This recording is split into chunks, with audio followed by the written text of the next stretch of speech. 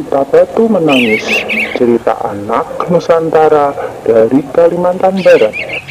Pada zaman dahulu, di Kalimantan Barat hiduplah sebuah keluarga kecil. Sang ayah bernama Awang dan sang ibu bernama Sari. Setelah beberapa tahun, akhirnya lahirlah seorang anak perempuan cantik di keluarga itu. Namun ada kejadian aneh terjadi ketika bayi yang diberi nama Putri itu lahir. Angin bertiup kencang dan langit menjadi gelap.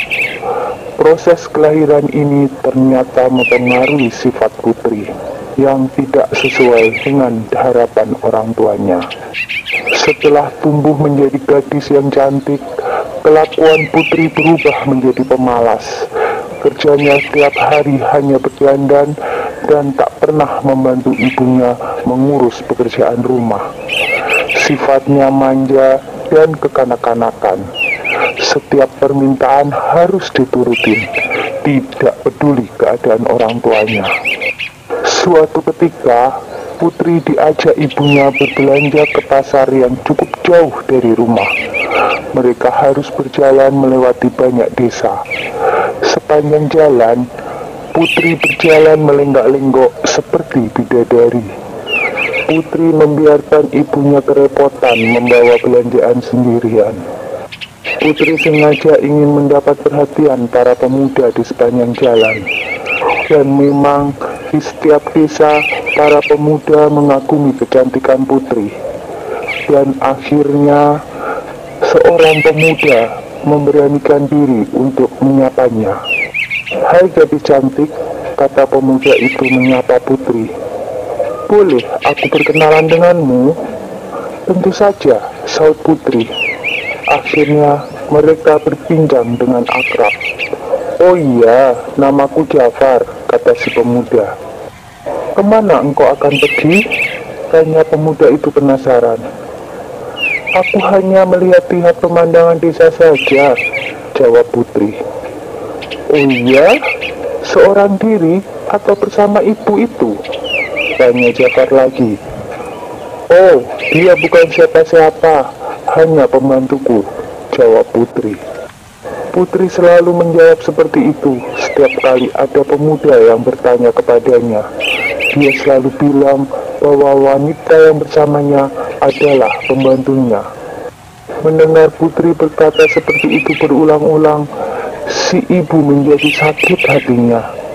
Dia berkata, "Ya Tuhan, betapa tega anakku berkata seperti itu.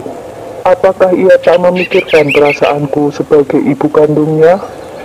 Hatiku sakit Tuhan, aku tak tahan lagi, berilah ia pelajaran." Seketika itu tubuh Putri seperti beku. Ia pun berteriak, "Ibu, ibu, apa yang terjadi padaku?" Ibunya tak menduga bahwa perkataannya menjadi doa dan dikabulkan oleh Tuhan. Ibunya menangis sedih, tak tahan melihat keadaan Putri yang mulai kaku seperti batu. "Ibu, ibu, tolong aku Bu," teriak Putri lagi. Ibunya menggeleng dari jauh. "Tidak Tuhan, tidak. Aku tak ingin dia menjadi batu. Aku hanya ingin dia jera dan tidak mengulangi perilaku buruknya." Si ibu memohon kepada Tuhan agar anaknya tidak dikutuk menjadi batu. Putri terus menangis. Ia akhirnya menyadari semua kesalahannya terhadap ibunya. Tetapi semua sudah tak berguna. Penyesalannya datang terlambat. "Ibu, maafkan aku. Maafkan aku, Ibu." Tak lama kemudian, Putri pun terdiam. Dia telah berubah menjadi batu untuk selamanya. Jangan pernah menyakiti hati ibu dan orang tua kita, karena itu adalah perbuatan yang sangat tercela. Segeralah meminta maaf jika kita pernah menyakiti hati orang tua kita. Sekian dulu ya ceritanya, jumpa lagi.